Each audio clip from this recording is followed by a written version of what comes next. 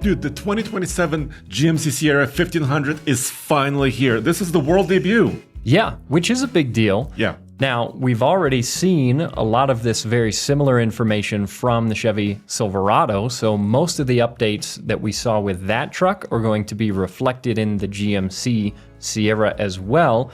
But there are also differences between the two, of course. Yeah, and the Sierra is hiding a couple things I did not expect.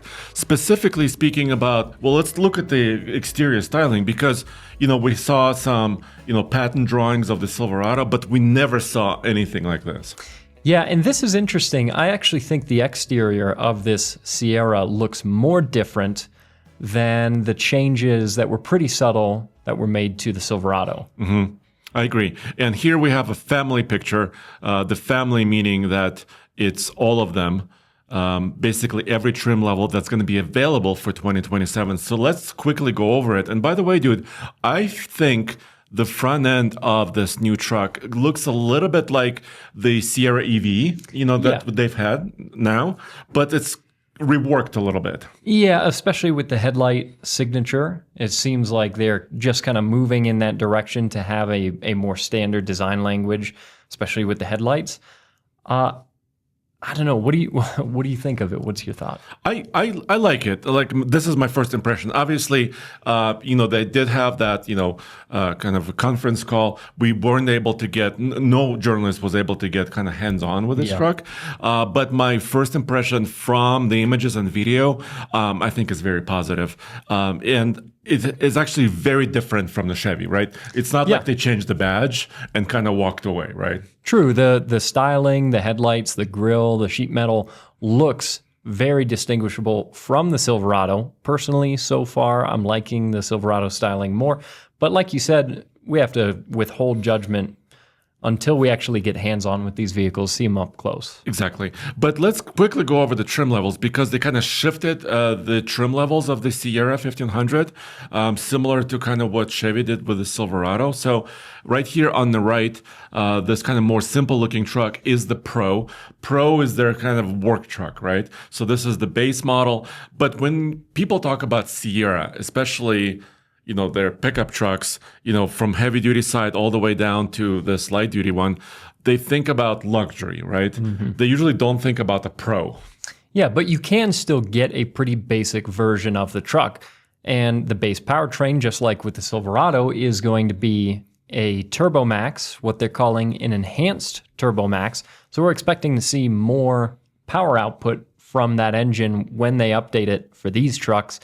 We just don't know yet what that exact power figure is going to be. And they're going to make that 4-cylinder turbo to a 10-speed automatic. So now every new Sierra 1500 has a 10-speed automatic. So no more 8-speed with that base engine.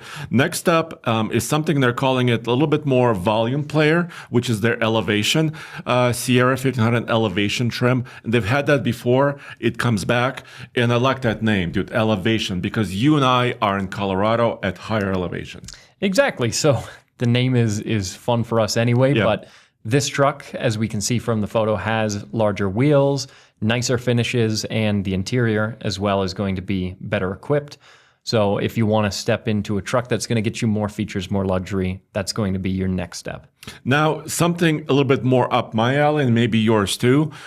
This is the new AT4. They've had this trim, for many years also, and they upped the tire size once again. So, dude, similar to the Silverado, the off-road trucks are becoming more off-roady, more capable. I really love that. This is now a 34-inch all-terrain tire, and I think the look of the truck is pretty good. Yeah, but still fairly mild with the AT4. That is until you step up to an AT4X. Boom! This is the king. Realistically is going to be us based in Colorado, our favorite version of this truck, because the AT4X now gets you 35s, which is a pretty big deal. So good amount of tire that you're equipping this truck with from the factory, front and rear lockers, which is also great to have. And especially when you step into some of these more premium trucks, you're also going to be very likely shopping for some of the more premium engine options, which is part of what I'm excited about. Exactly. And new V8s are here. The 5.7 liter V8 and the 6.6 liter V8, the largest displacement engines that they've ever had before. They're calling it the most powerful Sierra 1500 ever. Yeah. So that is true, but they did not disclose horsepower and torque figures quite yet. And there's a lot of competition, dude. I mean, they're very bullish about this Sierra 1500. They're calling it, one of the standards that others should follow. But dude, Hurricane twin turbo in the Ram, 540 horsepower. I mean, they need to watch out for those things. Yeah, it's true. So it'll be interesting to see what power output the 6.6 liter V8 as kind of the flagship option, what that power output ends up being, because like you said, there's a lot of very powerful trucks available on the market. You can also still buy, for the upcoming Sierra models and Silverado models, a 3 liter Duramax. Exactly. If you want efficiency, the 3 liter Duramax comes back. Yeah. And that's a welcome feature across many of these trims. So that's really good. Because this is the only truck in this segment that has a diesel option. So. Exactly. Now, here on the left of this image, just to wrap up all the trims, we have the blue truck, which is a Denali, and also the dark-looking truck, which is a Denali Ultimate. And dude, I didn't quite realize this, but they're celebrating 25 years of Denali. So the Denali name and the brand is very strong. It is, and it carries a lot of weight. People know what a Denali is. It's been a very nice option for a lot of people that wanted more luxury, more features, more leather, more wood for a lot of years. So that is pretty cool. And like you said earlier, I mean, the AT4X is a top dog truck in a way. The other way that you could get a top dog version of the GMC Sierra is to go full luxury instead of an off-road trim. So that would be these guys. Yeah, and I think they're really going to be focused on this, right? Because when they talk, I'm talking about GMC folks at the manufacturer.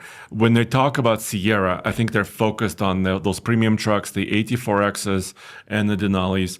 And recently, just several years back, they introduced Denali Ultimate, which is kind of like plus, right? Yeah. You already have a nice Denali, but you're just elevating it to the next level. And so we need to dig deeper into these trucks just a little bit, because the interior is way different than any Silverado that we have seen. Yeah, because one of the ways that they've changed these trucks and made that change more noticeable than anything is with the interior and features, because like they talked about with the Silverado, they're not really targeting significantly higher payload or towing ratings.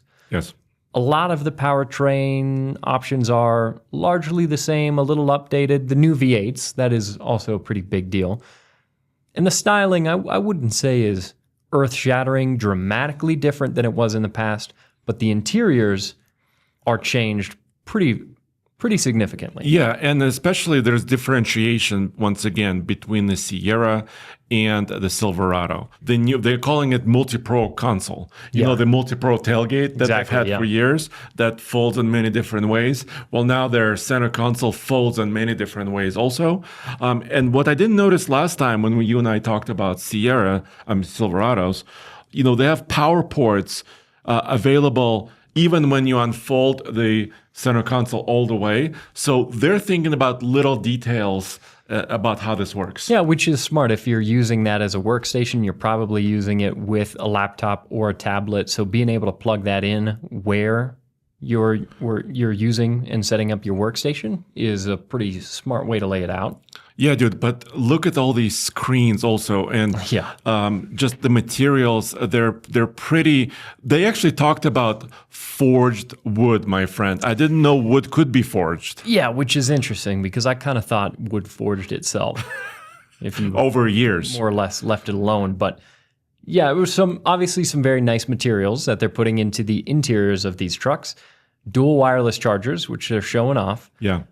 There's still some physical buttons in the center stack, including a trailer brake controller, the location of which is very convenient, right in the middle and right underneath the center screen. But to your point, screens are massive. That center screen on this truck is a 16.5 screen. which is really, I'm looking at my notes here, which is basically it's industry leading as far as screen size, bordering on a TV. But why?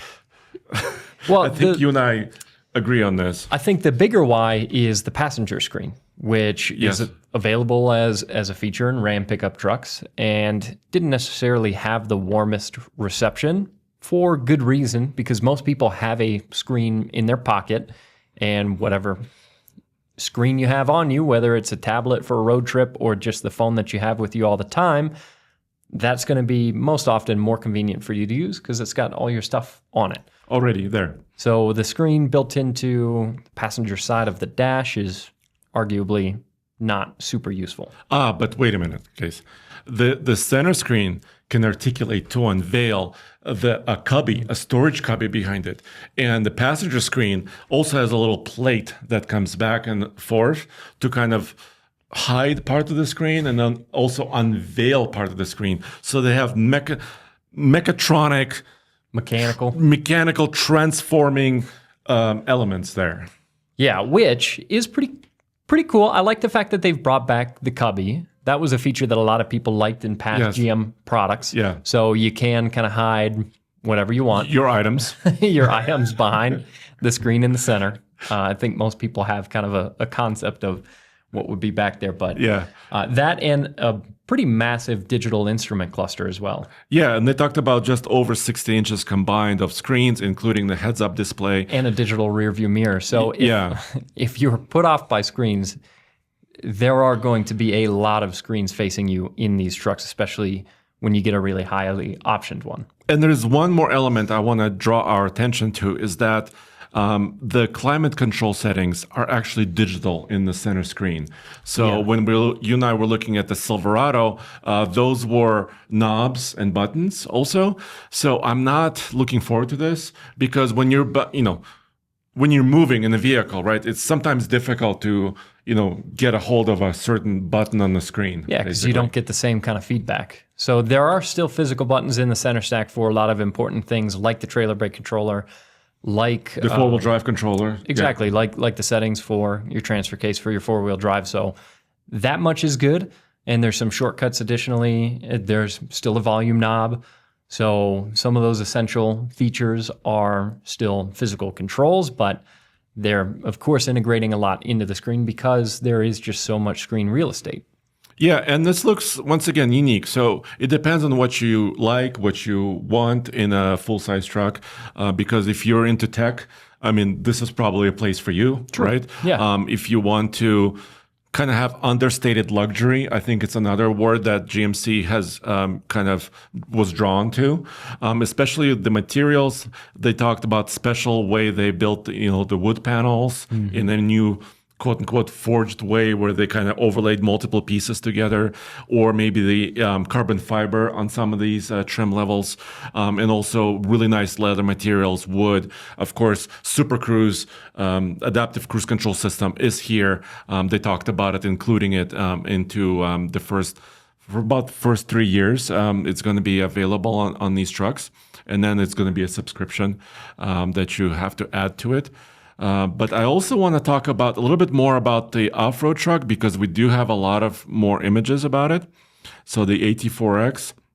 And also, dude, they also didn't talk anything about hybrid powertrains. Similar to the Silverado. They also didn't discuss like power export features that we really like in some of the Ram and Ford trucks. Yeah, so that's one way in which you could argue they're a little behind because they don't offer any electrified powertrains or major power export, especially like what you could get in an F-150 with a power boost.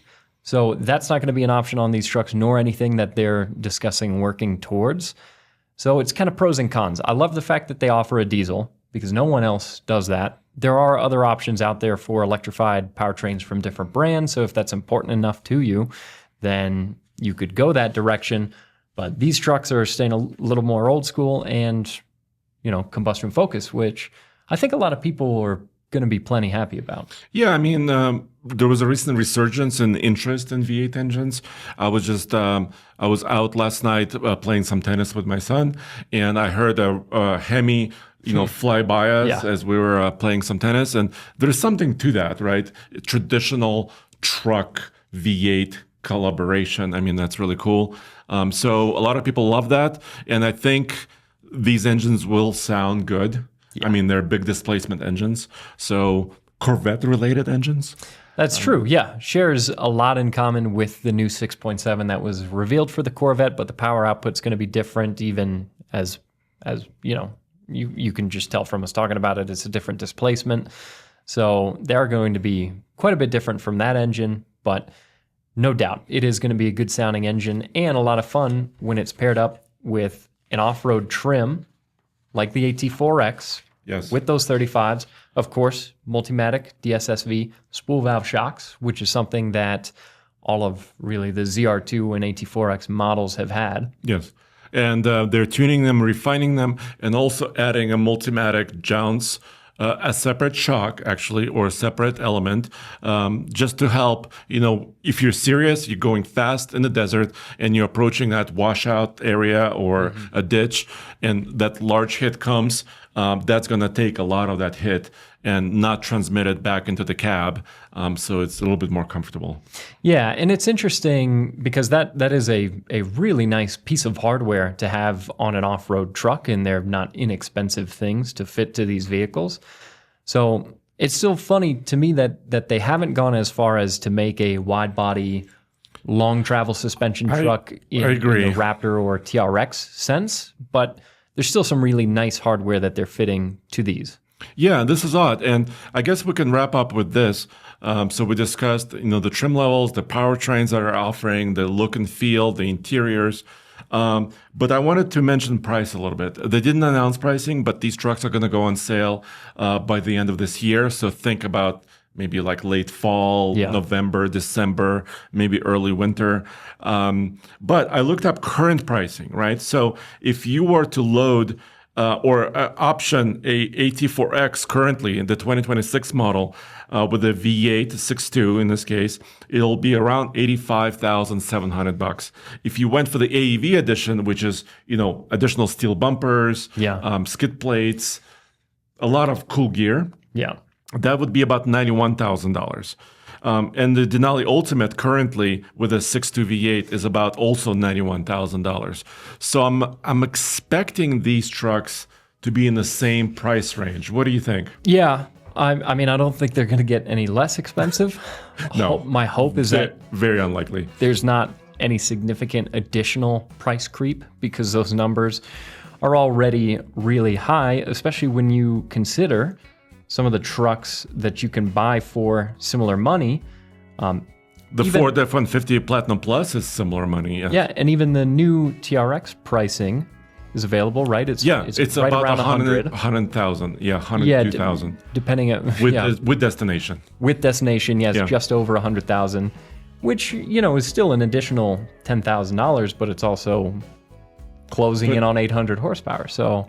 Exactly. And no matter how much power the 6.6, the new V8 that they're offering will have, I doubt it'll be a lot more than 500 horsepower, right? It might be around 500 horses, but they still have Raptor R to deal with. They still have the new TRX, the new RHO, that's already here. And of course, the Tundra. The Capstone is the nicest Tundra you could buy for about $85,000. So this is the type of truck we're talking about here. This is, some of the premium models. This is where GMC is leaning into once again because they've been pretty successful selling AT4s and Denalis. Yeah, and GM trucks are extremely successful overall because Silverado and Sierra combined outsell F-150. They outsell everybody. So they're going to have to price them competitively to keep themselves on top in that sense. Well, there you go. So as soon as we get hands-on with these trucks, you will know for sure at alltfl.com. Yeah, we'll know lots more about it at that point, including whether or not the seats are more comfortable than they used to be. Because that's a big question in everybody's mind. We want to know. Yeah, and I know that GM folks they know this. They've heard all of our comments and questions and also your comments and questions. So they really are aware of all these things. So once again, thanks for joining us, and we'll see you next time.